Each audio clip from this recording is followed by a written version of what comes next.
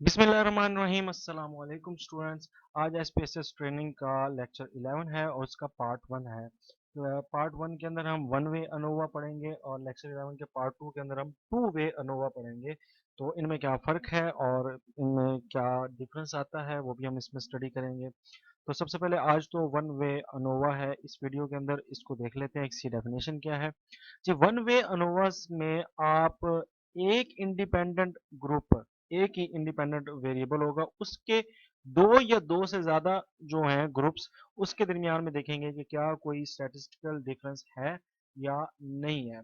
For example जब हमने T test पढ़ा था तो टी टेस्ट के अंदर हमने ये कहा था कि एक इंडिपेंडेंट वेरिएबल के दो ग्रुप्स के दरमियान हम डिफरेंस देख रहे थे, जबकि यहाँ पर इंडिपेंडेंट वेरिएबल जो होगा आपका, उसके दो से ज्यादा ग्रुप्स होंगे और उनके अंदर हम देखेंगे कि कोई डिफरेंस है या नहीं है।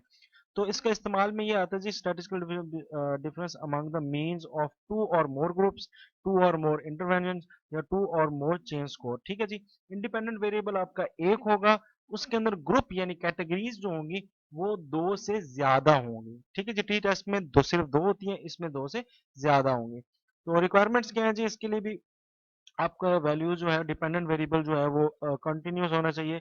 इंडिपेंडेंट वेरिएबल की जो कैटेगरीज हैं वो दो से ज्यादा होने चाहिए। ठीक है जी, यहाँ पे टू और मोर ग्रुप लिखा है, टू नहीं, दो से ज्यादा होनी चाहिए। ठीक है जी, केसेस जो है आपके वो बोथ वैल्यूज के अंदर हो, इंडिपेंडेंट वैल्यू भी हो और इंडिपेंडेंट वेरिएबल हो। सिर्फ डिपेंडेंट से काम नहीं चलेगा, ना सिर्फ इंडिपेंडेंट से चलेगा, आपके पास दोनों होने चाहिए।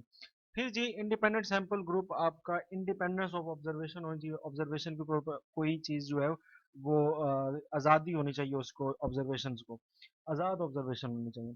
अच्छा जी, रैंडम सैंपल से कलेक्ट किया डाटा। ठीक है जी, और उसके बाद फिर वही तीन चीज़ें जो बहुत ज़्यादा ज़रूरी होती हैं, नॉर्मल डिस्ट्रीब्यूशन है या नहीं है, होमोजेनिटी ऑफ वेरिएंस है या नहीं है, और कोई आउटलायर है या नहीं है। तो ये चीज़ें बहुत ज़रूरी हैं। ठीक है, इनको भी आपने देख लेना, ये पिछले हम चैप्टर्स में डिस्कस कर चुके हैं। हाइपोथेसिस क्या बनेगा जी, एक तो ये बनेगा कि सारे के सारे ग्रुप्स जो हैं, कैटेगरीज जो हैं वो इक्वल हैं, उनमें कोई डिफरेंस नहीं है। वो कब होगा, अगर पी की वैल्यू 0.05 से ज्यादा आ जाएगी।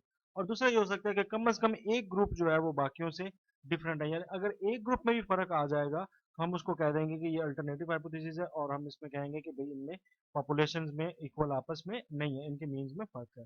और वो कब होगा, जब पी की वैल्यू जो होगी वो 0.05 से कम आएगी। चलते हैं सॉफ्टवेयर पे।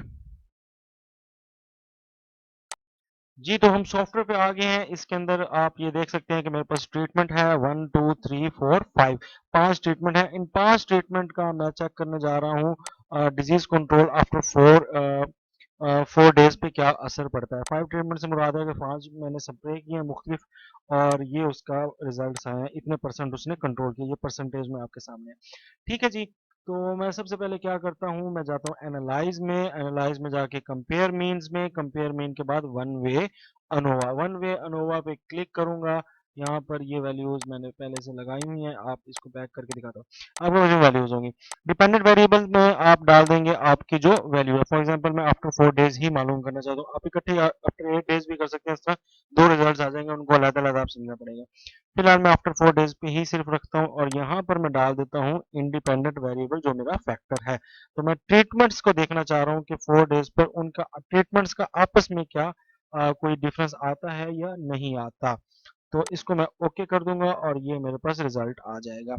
ठीक है जी, यहाँ पर ये मेरे पास अनोवा का रिजल्ट आ गया। ठीक है जी, इसमें आप ये देख रहे हैं कि बिटवीन ग्रुप और विद इन ग्रुप और ये टोटल ग्रुप, ये सम ऑफ स्केयर आ रहे हैं, ये डिग्री ऑफ फ्रीडम्स आ रही हैं, और यहाँ पर मीन स्क्वायर आ रहा है, और यहाँ पर इसका मीन स्क्वायर आ रहा है। तो इनमें से आपने जो मेन फोकस वाली वैल्यू रखनी है वो यहाँ पर सिग्निफिकेंट वैल्यू देखनी है। आप सिग्निफिकेंट वैल्यू में देख सकते हैं कि कितनी है, 0.000, तो 0.05 से क्या आ रही है, कम आ रही है। तो इससे मैं कह सकता हूँ कि मेरे जो ट्रीटमेंट्स हैं पांच, उनके दरमियान में आपस में जो है डिफरेंस है, स्टैटिस्टिकली डिफरेंस है, क्योंकि मेरी वैल्यू 0.005 से 0.05 से कम आ रही है। दोबारा चलते हैं स्लाइड की तरफ। जी, तो मैंने कहा था कि अगर 0.05 से ज्यादा होगी तो हम कहेंगे इनके दरमियान मीन्स इक्वल है। पर अगर हमारी वैल्यू तो 0.05 से कम आई है, तो इसका मतलब है कि इन पॉपुलेशन मीन्स जो है ये आपस में इक्वल नहीं है। Treatment 1, treatment 2, treatment 3, treatment 4, treatment 5, पांच ट्रीटमेंट है, इनमें डिफरेंस है। तो स्टैटिस्टिकली एक दूसरे से फर्क आ रहा है। तो दैट्स इट, सिंपल सा जो था वन वे अनोवा था। नेक्स्ट लेक्चर में टू वे अनोवा पढ़ेंगे। अगर कोई आपको समझ नहीं आई या कोई बात पूछना चाहते हैं तो आप कांटेक्ट कर सकते हैं फेसबुक पे, लिंक नीचे दिया हुआ है डिस्क्रिप्शन में। चैनल को सब्सक्राइब करें। Thank you, Allah Hafiz.